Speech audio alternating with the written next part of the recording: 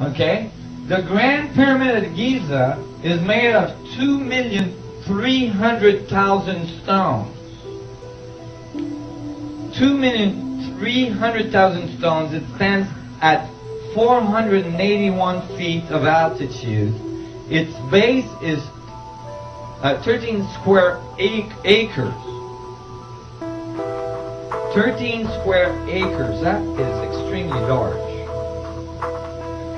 When you take survey picture, satellite picture of the apex of the Grand Pyramid at Giza, it is 1/4 of an inch off the center of the base. That's 13 square acres.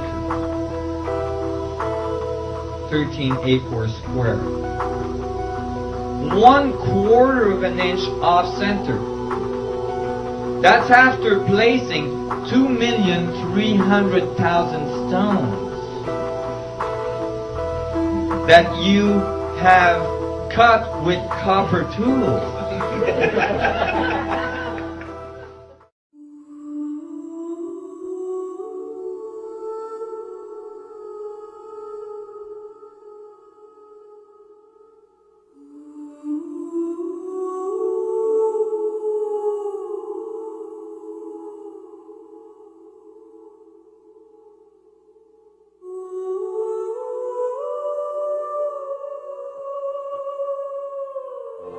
If the universe is expanding, then in the past it was smaller.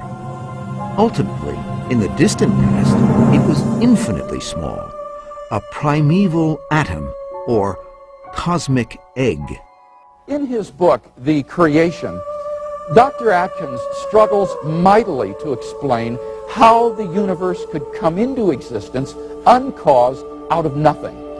But in the end, he finds himself trapped in self-contradiction. He states, now we go back in time beyond the moment of creation to when there was no time and to where there was no space. At this time before time, he imagines a swirling dust of mathematical points which recombine again and again and again and finally come by trial and error to form our space-time universe. Now, it needs to be honestly said that this is not a scientific hypothesis. It is pop metaphysics, and of the worst kind, for it's obviously self-contradictory, since it assumes time and space in order to explain the origin of time and space. As the scientist David Park writes, it is deceptively easy to imagine events before the Big Bang, but in physics, there is no way to make sense of these imaginings. As if this were not bad enough, Dr. Atkins compounds the problem by asking where the mathematical points came from. His answer? Time brought the points into being, and the points brought time into being. This is like saying the chicken brought the egg into being, and the egg brought the chicken into being. It's no wonder that in his review of Dr. Atkins' book in the Times Literary Supplement, the philosopher John Leslie asks incredulously, how could such nonsense have been churned out by the author of a superb textbook like physical chemistry? In fact, Dr. Atkins' Oxford University colleague, Keith Ward, in his book, God, Chance, and Necessity, points out no less than 7 such logical fallacies in Dr. Atkins' scenario. Ward concludes that it is, quote, blatantly self-contradictory and so cannot be true. So, right off the bat, what's wrong with, in your opinion, with believing in a God, regardless of who the God is? I think it's false. I think that it's a matter of belief without evidence, and as a scientist and as an educator, I like the idea that we believe things because there's evidence. There's such a lot of evidence available now at the beginning of the 21st century that it's a real shame, it's a tragedy to base your life upon something for which there is no evidence and never was any evidence, when the real truth is so wonderful. Well, I suspect that the argument they would make is that because it's absurd, that's why it's faith. Right, that if it was evidentiary, you would require no faith and it would be fact, and that would be missing the point of religion. That's absolutely right, but that's not a point in its favor, is it? Well, you know, it's whatever gets you through the night, isn't it, ultimately? Well, no, I mean, for me, what matters is the truth. The scientific truth. What other truth is there when we're talking about the universe, when we're talking about the nature of life? Of course, there are other sorts of truths like moral truths, or maybe they're not truths at all, but they're not scientific. But I think if we're talking about the universe, about what reality is, about what life is, then truth means scientific. During the last 30 years or so, scientists have discovered that the existence of intelligent life depends upon a delicate and complex balance of initial conditions simply given in the Big Bang itself. We now know that life-prohibiting universes are vastly more probable than any life-permitting universe like ours. How much more probable? The answer is that the chances that the universe should be life-permitting are so infinitesimal as to be incalculable and incomprehensible.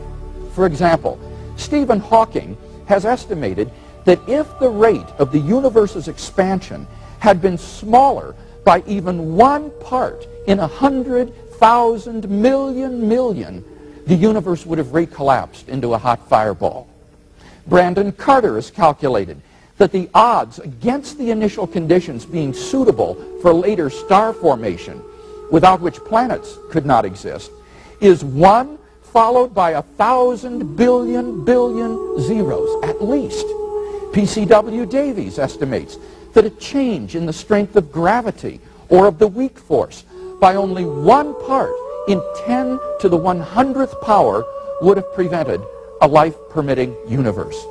There are around 50 such quantities and constants present in the Big Bang which must be fine-tuned in this way if the universe is to permit life. You find that this argument of design is so conspicuous, it's staring and glaring in one's nose, yet you simply say, well, this is just to be discarded as just a mere existence of some primordial soup that came into existence out of nothing with nothing, by nothing, through total probabilistic game, which is absolutely impossible from all standards of logic and reason, as we would say. So the interesting fact is that yes, reason is a necessary entity, but something that is so prevalent, that is so clear about the system of design in the universe, and to reject it and simply say that it has no purpose, no design, no meaning, it just came out of nothing, going nowhere with no meaning, I think that is really stretching the issue way beyond reason. It becomes totally unreasonable. I would like to come back to an earlier point, if I may, too, and that is the notion that atheists are somehow the intelligentsia among us and so forth. I think this is just completely false. The spate of new books published by the new atheists like Harris and Hitchens and Dawkins and so forth are not sophisticated books intellectually. These are, for the most part, angry, bitter diatribes against religion. And while someone like Dawkins may be a good scientist in his field, when he begins to talk about philosophy and theology, he is merely a layman. And The God Delusion is a very unsophisticated book intellectually. As a philosopher, I was just appalled at the arguments he gives in that book. It is an embarrassment, really, I think. Well, I can agree, and I suspect Michael may as well. I think you would, too.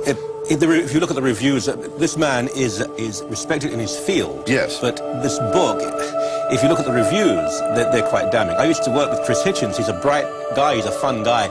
This is not a profound book. It's a fun book in many ways. So I think most people would agree that the three you mentioned in particular, Dawkins, Harris, and Hitchens, what they've written is not first-class scholarship. This has been pointed out by Frank Tipler and John Barrow in their book, The Anthropic Cosmological Principle. They list 10 steps in the evolution of Homo sapiens, each of which is so improbable that before it would have occurred by chance alone, the sun would have ceased to be a main sequence star and incinerated the Earth. They estimate the evolution of the human genome, the odds of this are somewhere between 4 to the negative 180th power to the 110,000th power, and 4 to the negative 360th power to the 110,000th power. So if evolution did occur, it would literally be a miracle, and therefore evidence for the existence of God.